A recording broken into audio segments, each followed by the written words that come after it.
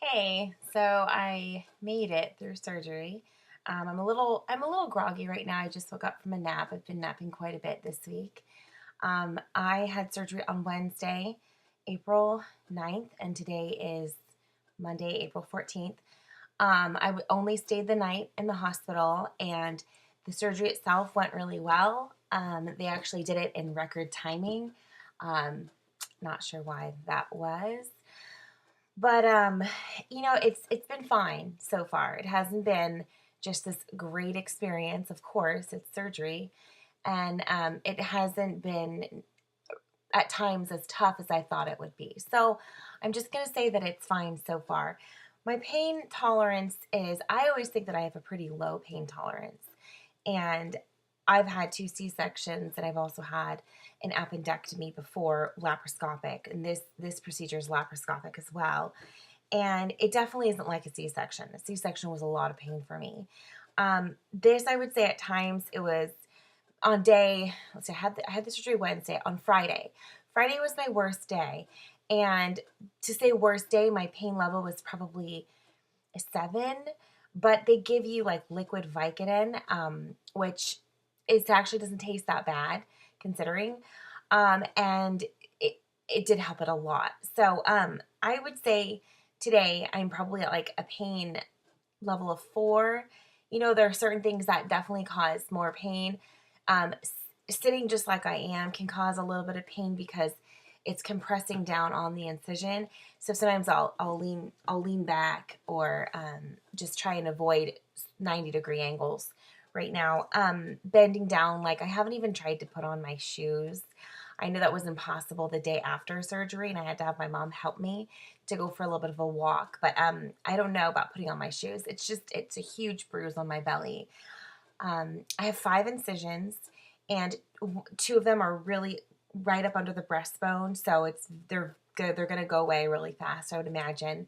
But your bra line does kind of hit on it, so maybe that's part of the reason why I haven't been going out of the house a whole bunch. Don't want to go out without a bra, and don't want to go out wearing a bra and having it hurt.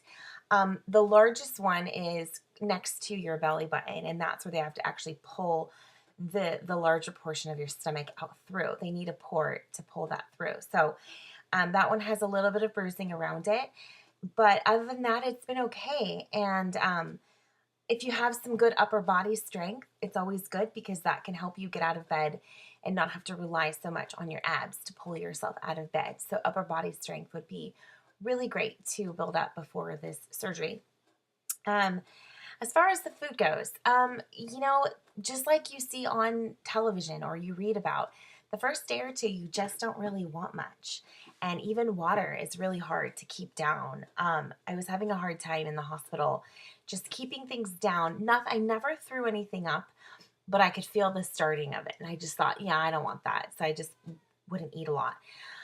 Um, Sugar-free popsicles do help a lot with getting in your liquids. They pump you full of saline, so at least you know that you have a good amount of liquids before you leave the hospital. But you have to try and keep that up. And it's a hard juggle because you have to juggle trying to get your water in only, small ounces, 1 to 2 ounces max at a time every 15 minutes in the beginning, and trying to get your vitamins in and trying to get your medication in. And some of your medication, cannot be within an hour of liquids or your vitamins, and just trying to figure out that schedule. And I actually found a great app on my phone. I liked it. It's called Pillboxy, Pillboxie, and it was a 99-cent app. And I really liked it because I was able to put in my vitamins and my medication and then put in the times that I needed to take them. And then it would set an alarm, and it would even if I had my phone on silent, it would still set an alarm to wake me up.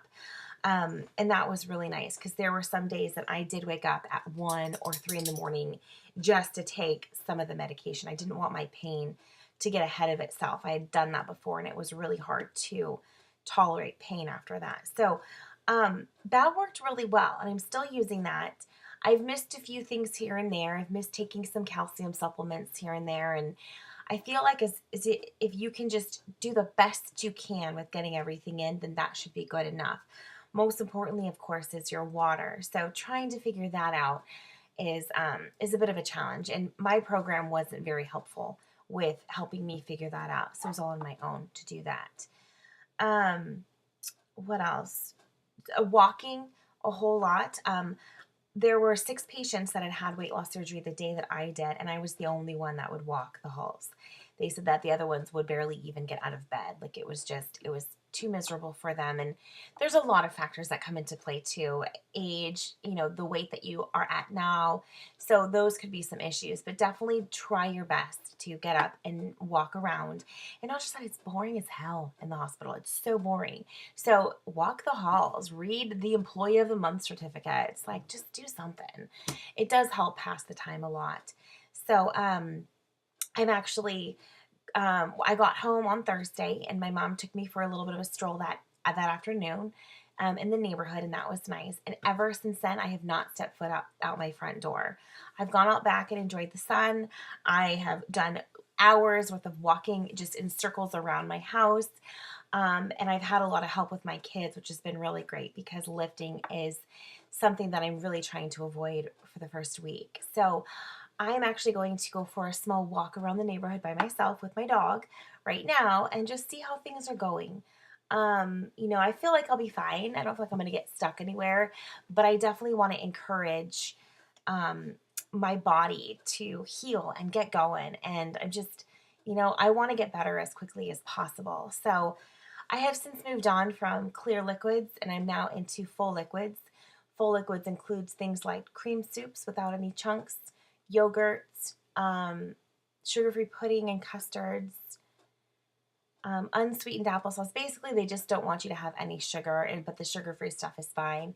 So anything that is already kind of in a liquidy kind of form, it doesn't have to be transparent, but it's liquid. And people say, well, can't you just puree things? They don't want you to puree proteins and fibrous foods yet. They don't want your stomach to have to work super, super hard to try and break down even the smallest little bit of a piece that maybe the blender couldn't get small enough. So I need to wait on those stuff.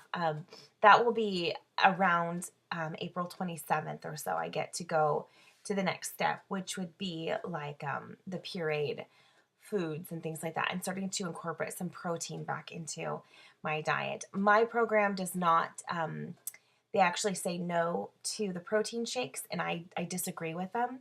And I've been taking sips here and there of protein shakes just to try to get some protein in me now.